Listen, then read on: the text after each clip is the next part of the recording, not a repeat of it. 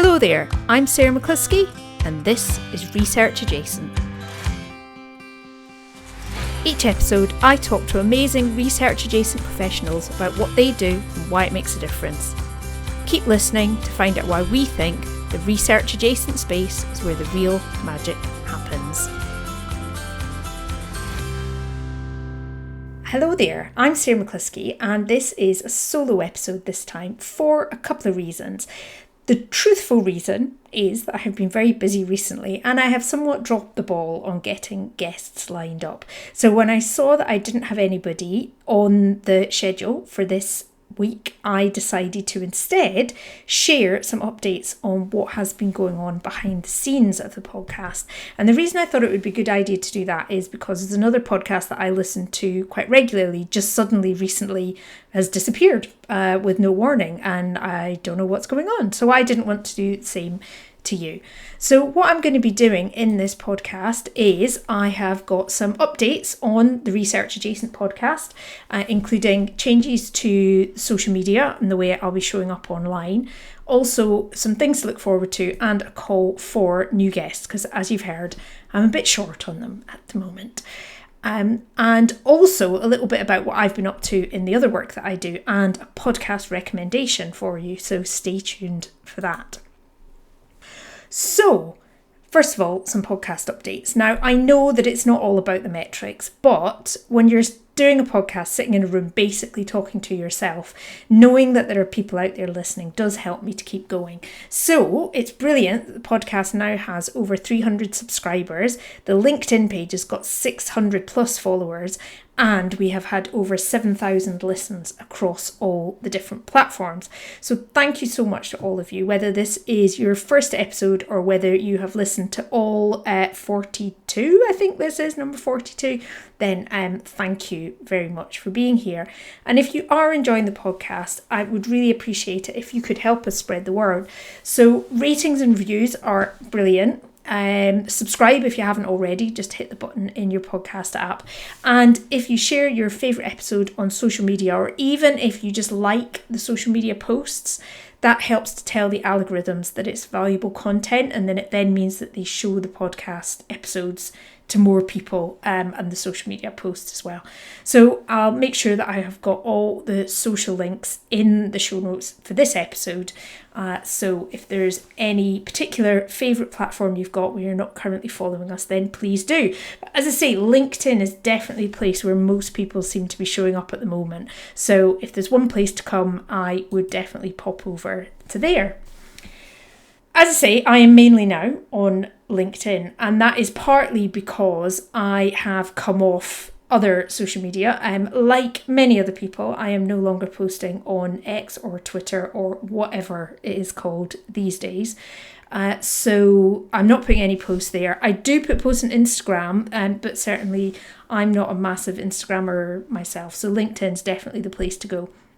Another interesting development is that if you do enjoy watching content on YouTube, the podcast is now on YouTube, and that is because the Google's podcast app has been retired. So if you were listening on the Google Podcast app and it has disappeared, that's why.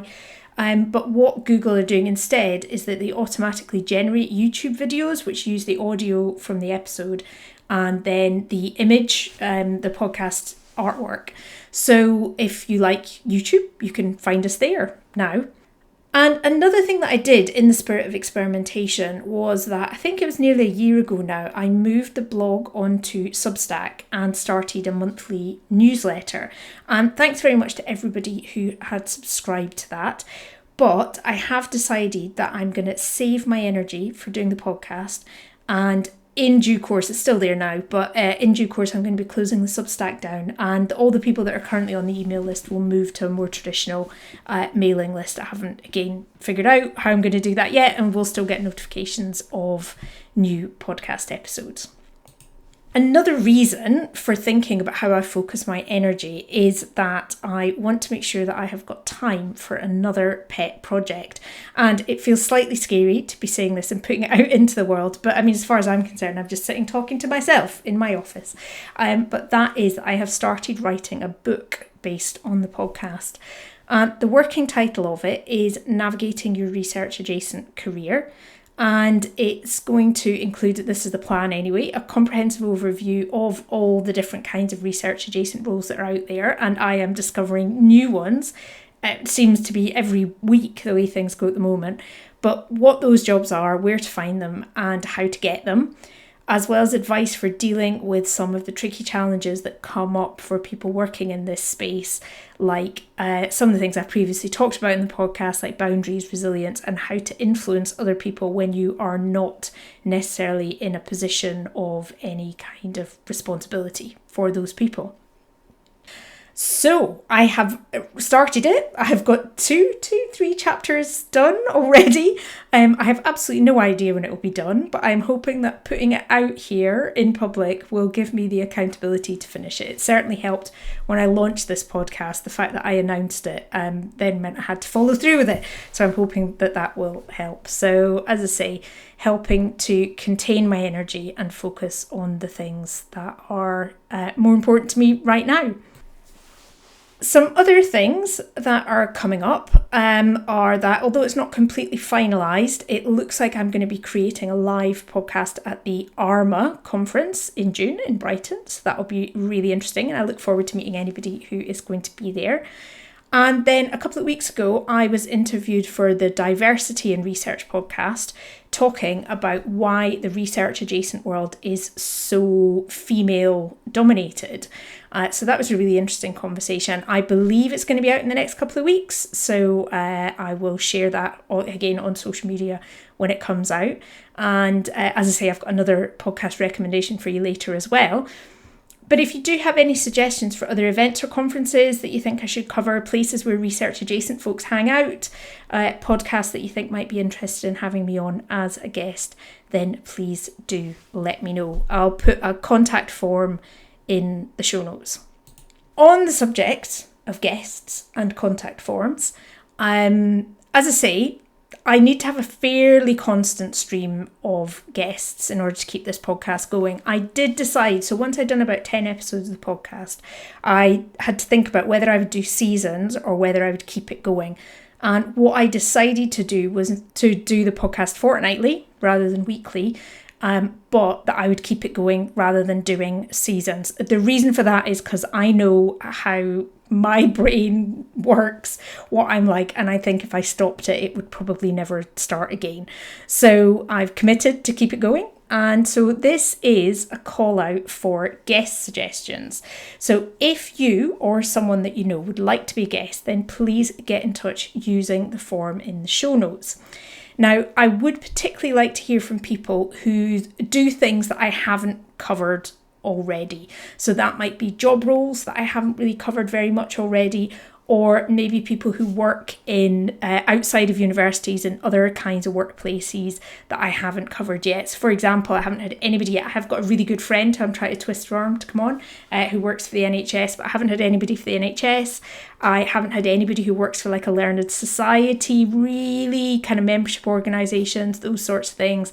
I've got somebody possibly who works in the legal sector lined up. So yeah, any suggestions for things I haven't really covered yet would be great. But I'm also keen to just hear from people who've had an interesting journey, an interesting story, maybe done something a bit different. An example being Sam Steele, who was on a few weeks ago, who started out as a music journalist and now finds herself in this world. I thought, though, it might just help to be clear about the kind of people that I am looking for. So those of you who are lifers and have listened to loads of episodes will be pretty clear on this already, I know. But if this is maybe the first episode or you haven't listened to too many, you might not quite have got your head round the format of the podcast. So the one rule that I have is that the people I have on guests are people who in some way work as part of the research environment, but being a researcher is not their main job. So this is not a podcast that's about, say, researchers who do a bit of public engagement as part of their job, do a bit of impact work as part of the job. That's not what I cover. I also don't cover people who did a PhD and are now doing something different. I have had a few people who fall into either of those categories get in touch with me. There are lots of other great podcasts and blogs who have those niches covered. That is not my niche. My niche is all about the research adjacent and the people and the contributions that they make to the research world. So I'm sure some of you already know exactly that's what I covered, but I do often get people get in touch who maybe you haven't quite grasped that's the theme. And if you want to nominate somebody to be on the podcast, please, of course, do ask them and check if they're okay with being nominated. But also do, I would say, to get them to listen to at least one episode first so they know what they're getting themselves into. And that just helps when it comes to getting the recording lined up if people know what to expect. Now, some of you, I'm sure, will have seen the post that I did on LinkedIn on exactly this topic. So I do have quite a big lineup of guests, and if you did reply to the LinkedIn post, there's no need to get in touch again. Thank you for that. But more are always welcome. So please do, if you'd like to nominate yourself or someone you know, there's a form in the show notes, or you can contact me via social media. And if you have already been in touch, thank you so much. I will get back in touch with people as and when I think they'll fit into the schedule. As you can probably guess, I try to have a variety of guests. I try to kind of not have too many similar guests one after the other, that sort of thing. So I'll be in touch as and when. But thank you very much for offering.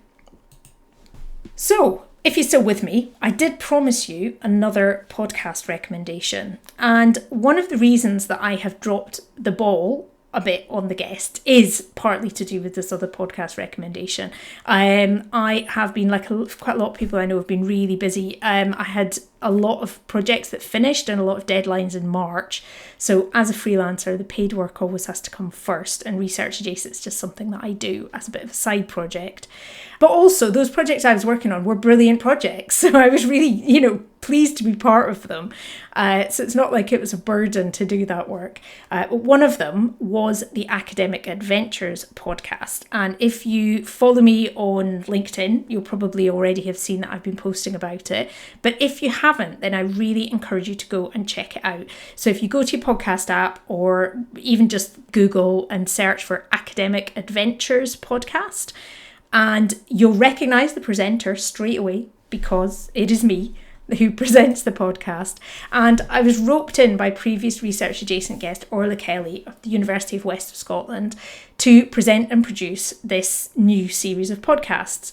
So it's all about academic entrepreneurship, and by that I mean academics who in some way combine their university work with some kind of business. Now, in the series, I interview all kinds of people. So people often think of this as, kind of high-tech science spin-out companies. But it's not just that. There's people who do all kinds of things: food industry, retail, environmental businesses, and even music. So it's a huge variety. Now, this particular podcast is a limited series of 10 episodes. And as a listener to this podcast, I think you'll be particularly interested in episode 7, which comes out next week. It features Anne Muir, who is one of us, even if she doesn't know it. So Anne currently works for a company that invests in university spin-out companies. And before that, she was head of IP and commercialisation at the University of Dundee. And I have to say, talking to some of these colleagues who work in this world, this is a whole new research adjacent world that I just didn't even know anything about before. So it has been fascinating. The podcast was funded by the Scottish Ecosystem Fund, and we also worked with Converge, who are a university enterprise support organisation, and they host the podcast on their website. So if you land on their website, then if you look through Google, then that explains why. But I would definitely encourage you to go along and have a listen. If you like podcasts, and you like my style of podcast, then I think you'll enjoy that as well. And as part of the podcast, we also had a celebration event in Edinburgh last week where I got to meet Orla and many of the guests in person for the first time.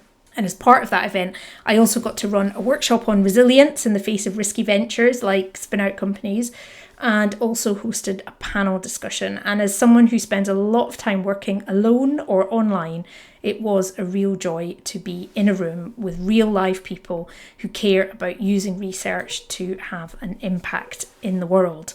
And so part of the reason for telling you about this is I wanted to give you a little insight into what I do when I'm not creating this podcast. So as I think many of you will know, again, if you've listened to a few episodes, I am freelance and fundamentally I am an educator. And so what I do, as well as creating podcasts, I do a lot of work around research communication, facilitating meetings, delivering trainings. Over the next few months, I'm facilitating workshops, including co-producing balance training for people with COPD with some people that I used to work with on the Life of Breath project.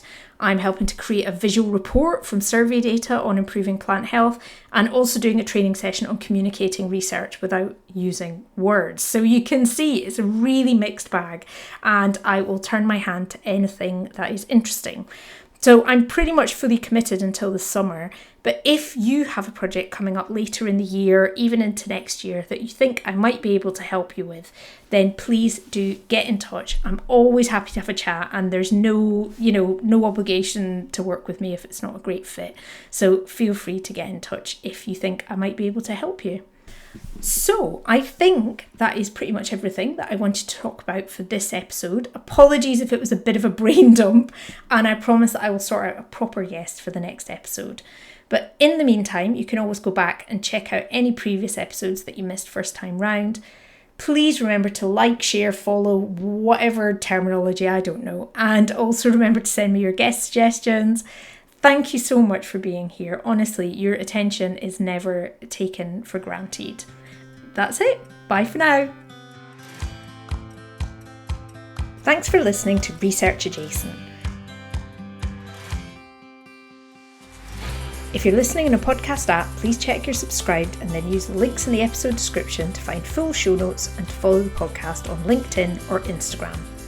You can also find all the links and other episodes at www.researchadjacent.com. Research Adjacent is presented and produced by Sarah McCluskey, and the theme music is by Lemon Music Studios on Pixabay. And you, yes you, get a big gold star for listening right to the end. See you next time.